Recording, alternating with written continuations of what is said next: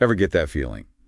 You walk into a room and something's just off, like a shiver down your spine. Oh, yeah, definitely. Like, you can just tell something happened there. That's the JonBenét Ramsey case all over.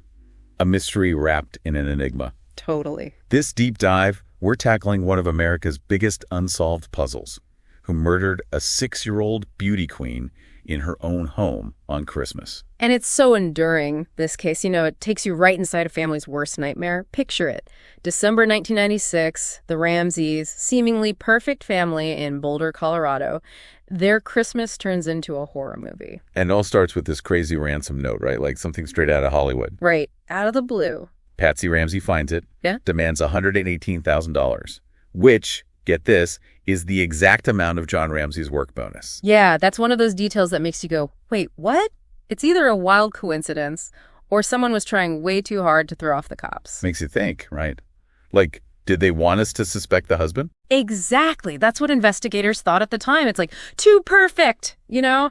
Maybe someone wanted to make it look like a botched kidnapping. But instead of a kidnapping, John Ramsey finds JonBenét's body in their basement. Awful. Just awful. Strangled, head injuries. It just went from bad to a million times worse. Talk about a twist. So kidnapping off the table, now it's murder.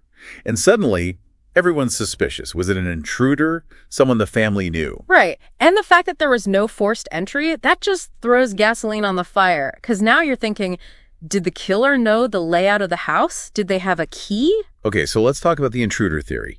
What's the deal with the DNA evidence they found? This is where it gets really interesting. So back then, DNA analysis wasn't as advanced as it is today, but they did find DNA at the crime scene that didn't match anyone in the Ramsey family. Wow, so someone else was there. Right, huge development. But Right. back then, no matches. However, this is where it gets cool DNA technology now. It's like night and day. They can do things like familial DNA searching, even genetic genealogy, to try and figure out who that unknown DNA belonged to. So even after all these years, there's a chance. Absolutely. It's a long shot, but you never know.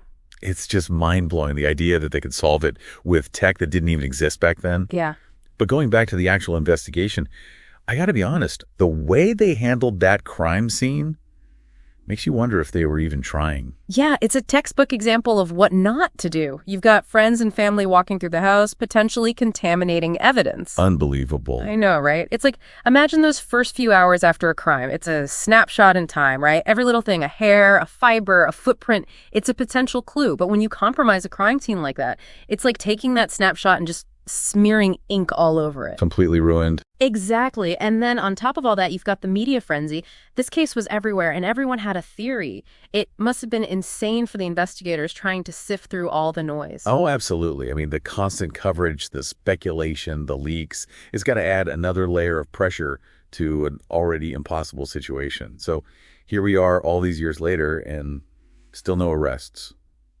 What's the latest? They working on it still or what? The case is still officially open, but there haven't been any major breaks recently. However, like I said before, the DNA technology is a game changer. There's always a chance. It's really a case that gets under your skin. It's just so sad. And it brought up a lot of important conversations too, about the pressure young girls face, especially in the world of child beauty pageants. Right, absolutely.